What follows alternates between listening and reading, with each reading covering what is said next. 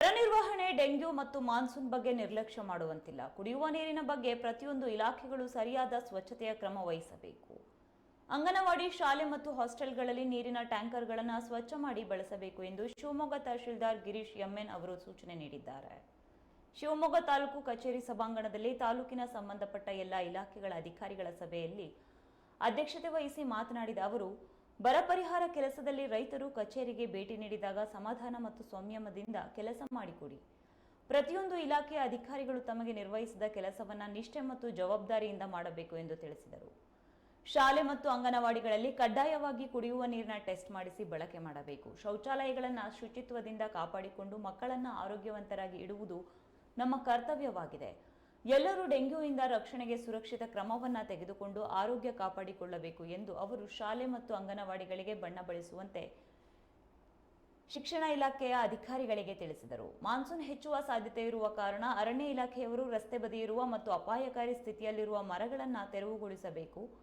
ಪ್ರವಾಹ ಪರಿಸ್ಥಿತಿ ನಿರ್ಮಾಣವಾಗದಂತೆ ಚರಂಡಿ ಹಾಗೂ ಡ್ರೈನೇಜ್ ಸ್ವಚ್ಛ ಮಾಡಬೇಕು ಮತ್ತು ಡೆಂಗ್ಯೂ ನಿರ್ಮೂಲನೆಗೆ ಸಹಕಾರಿಯಾಗುವ ಕೆಲಸ ಮಾಡಬೇಕೆಂದು ಮಹಾನಗರ ಪಾಲಿಕೆಗೆ ಸೂಚನೆ ನೀಡಿದ್ದಾರೆ.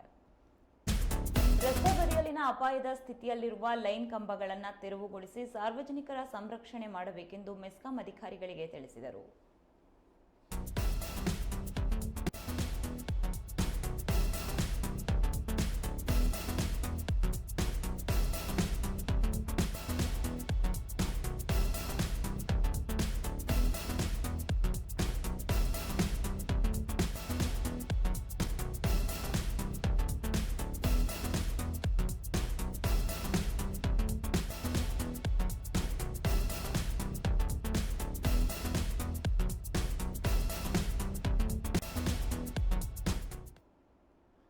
ಡೆಂಗ್ಯೂ ಮತ್ತು ಮಾನ್ಸೂನ್ ಬಗ್ಗೆ ಎಚ್ಚರ ವಹಿಸಿ ಎಂದು ತಹಶೀಲ್ದಾರ್ ಗಿರೀಶ್ ಎಂಎನ್ ಅಧಿಕಾರಿಗಳಿಗೆ ಸೂಚನೆ ನೀಡಿದ್ದಾರೆ. ಬರ ನಿರ್ವಹಣೆ, ಡೆಂಗ್ಯೂ ಮತ್ತು ಮಾನ್ಸೂನ್ ಬಗ್ಗೆ ನಿರ್ಲಕ್ಷ್ಯ ಮಾಡುವಂತಿಲ್ಲ. ಕುಡಿಯುವ ನೀರಿನ ಬಗ್ಗೆ ಪ್ರತಿಯೊಂದು ಇಲಾಖೆಗಳು ಸರಿಯಾದ ಸ್ವಚ್ಛತೆಯ ಕ್ರಮ ವಹಿಸಬೇಕು ಹಾಗೂ ಅಂಗನವಾಡಿ, ಶಾಲೆ ಮತ್ತು ಹಾಸ್ಟೆಲ್ಗಳಲ್ಲಿ ನೀರಿನ ಟ್ಯಾಂಕರ್ಗಳನ್ನು ಸ್ವಚ್ಛ ಮಾಡಿ ಪರೀಕ್ಷೆ ಮಾಡಿ ಬಳಸಬೇಕು ಎಂದು ಶಿವಮೊಗ್ಗ ತಹಶೀಲ್ದಾರ್ ಗಿರೀಶ್ ಎಂಎನ್ ಅವರು ಸೂಚನೆ ನೀಡಿದ್ದಾರೆ. ಶಿವಮೊಗ್ಗ ತಾಲೂಕು ಕಚೇರಿ ಸಭಾಂಗಣದಲ್ಲಿ ಇಂದು ತಾಲೂಕಿನ ಸಂಬಂಧಪಟ್ಟ ಎಲ್ಲ ಇಲಾಖೆಗಳ ಅಧಿಕಾರಿಗಳ ಸಭೆಯಲ್ಲಿ ಅಧ್ಯಕ್ಷತೆ ವಹಿಸಿ ಅವರು ಮಾತನಾಡಿದರು.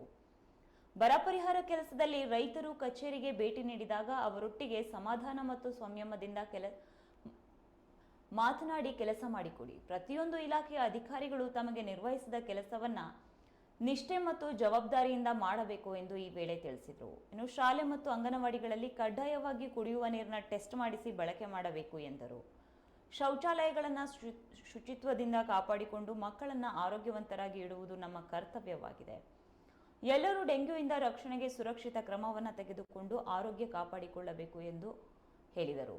ಇನ್ನು ಶಾಲೆ ಮತ್ತು ಅಂಗನವಾಡಿಗಳಿಗೆ ಶೀಘ್ರದಲ್ಲೇ ಬಣ್ಣ ಬಳಿಸುವಂತೆ ಶಿಕ್ಷಣ ಇಲಾಖೆಯ ಅಧಿಕಾರಿಗಳಿಗೆ ತಿಳಿಸಿದರು. ಮಾನ್ಸೂನ್ ಹೆಚ್ಚುತ್ತಿರುವ ಸಾಧ್ಯತೆ ಇರುವ ಕಾರಣ ಅರಣ್ಯ ಇಲಾಖೆಯವರು ರಸ್ತೆ ಬದಿ ಇರುವ ಮತ್ತು ಅಪಾಯಕಾರಿ ಸ್ಥಿತಿಯಲ್ಲಿರುವ ಮರಗಳನ್ನು ಆದಷ್ಟು ಬೇಗನೆ ತೆರವುಗೊಳಿಸಬೇಕು ಎಂದು ತಿಳಿಸಿದರು. ಪ್ರವಾಹ ಪರಿಸ್ಥಿತಿ ನಿರ್ಮಾಣವಾಗದಂತೆ ಚರಂಡಿ ಹಾಗೂ ಡ್ರೈನೇಜ್ ಸ್ವಚ್ಛ ಮಾಡಬೇಕೆಂದು ಹಾಗೂ ಡೆಂಗ್ಯೂ ನಿರ್ಮೂಲನೆಗೆ ಸಹಕಾರಿಯಾಗುವ ಕೆಲಸ ಮಾಡಬೇಕೆಂದು ಮಹಾನಗರ ಪಾಲಿಕೆಗೆ ಸೂಚನೆ ನೀಡಿದ್ದಾರೆ. ಇನ್ನು ರಸ್ತೆ ಬದಿಯಲ್ಲಿನ ಅಪಾಯದ ಸ್ಥಿತಿಯಲ್ಲಿರುವ ಲೈನ್ ಕಂಬಗಳನ್ನು ತೆರವುಗೊಳಿಸಿ ಸಾರ್ವಜನಿಕರ ಸಂರಕ್ಷಣೆ ಮಾಡಬೇಕೆಂದು ಮೆಸ್ಕಾಂ ಅಧಿಕಾರಿಗಳಿಗೂ ಸಹ ಈ ವೇಳೆ ಸೂಚನೆ ನೀಡಿದ್ದಾರೆ.